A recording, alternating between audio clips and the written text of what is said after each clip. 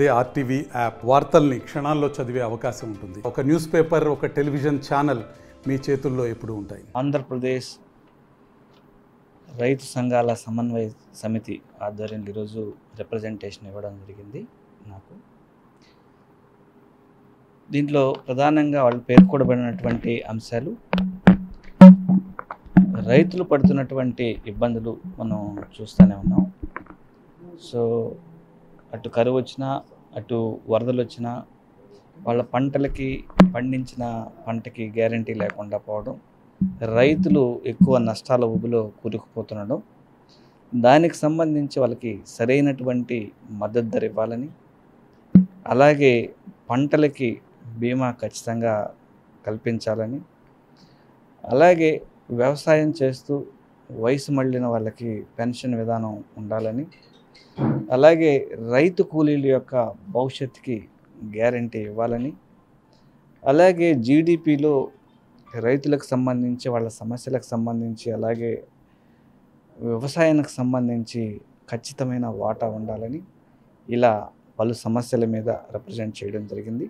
నేను కూడా దీన్ని పార్లమెంట్లో ఖచ్చితంగా లేవనెత్తాలని, అలాగే మినిస్టర్స్కి ఖచ్చితంగా రిప్రజెంట్ చేస్తానని వాళ్ళకి హామీ ఇవ్వడం జరిగింది. ఎంపీసీ బైపీసీ విద్యార్థులకి ఒక వరం CA CMA కోర్సులు. CA CMA చదివే విద్యార్థుల్లో 40% మంది ఎంపీసీ మరియు బైపీసీ విద్యార్థులే. Master minds. భారతదేశ వ్యాప్తంగా రైతాంగ సమస్యలపైన ఢిల్లీ నగరంలో దాదాపు 2 సంవత్సరాల పైసలకు ప్రజా ఉద్యమం కొనసాగింది. కొంతమంది రైతులు మరణించడం జరిగింది. కోవిడ్ని కూడా లెక్క చేయకుండా ఉద్యమం కొనసాగించిన ఫలితంగా కేంద్ర ప్రభుత్వం దిగొచ్చి ప్రవేశపెట్టిన నల్ల చట్టాలను రద్దు చేస్తామని చెప్పి రైతాంగం పండించిన పంటలకు 2+50% రేట్ ఇస్తామని చెప్పి 2013 భూసేకరణ చట్టం ప్రకారం అమలు చేస్తూ ప్రజెంట్ ఎప్పుడైతే భూమి అవసరం అవుతుందో అప్పుడు భూసేకరణ చేస్తే ఆ రోజున్న రేటు ప్రకారం భూములకి గిట్టుబాటు ధర ఇవ్వాలని, అలాగే రైతులు పండించిన పంటల బీమా పథకం అమలు చేయమని చెప్పి, వ్యవసాయ కార్మికులకు రైతులకు 10,000 రూపాయలు నెలకి పెన్షన్ ఇవ్వాలని, విద్యుత్ మీటర్లు పెట్టకుండా ఉండాలని, విద్యుత్ ప్రైవేటీకరణ ఆపాలని, ఇలాంటి సమస్యలపైన ప్రజా ఉద్యమం కొనసాగించడం జరిగింది. దానికి హామీ ఇచ్చారు.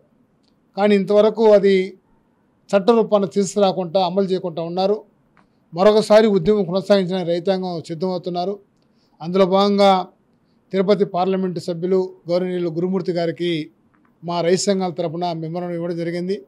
రేపు జరగబోయే 22వ తారీఖు జరగబోయే పార్లమెంటు సమావేశాల్లో ఈ యొక్క అంశాలపైన ప్రత్యేకంగా మీరు చర్చించి రైతులకి సహాయం చేయమని చెప్పి, రైతాంగాన్ని ఆదుకోమని చెప్పి డిమాండ్ చేస్తున్నాం.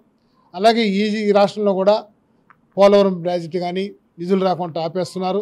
ఆ నిధుల కోసం, అలాగే ప్రత్యేక హోదా కోసం, లేదా రాయలసీమ ఉత్తరాంధ్రకు ప్రత్యేక నిధుల కోసం, ఇలాంటి సమస్యలపైన కూడా ఎంపీ గారిని డిమాండ్ చేయమని చెప్పి అడిగాం.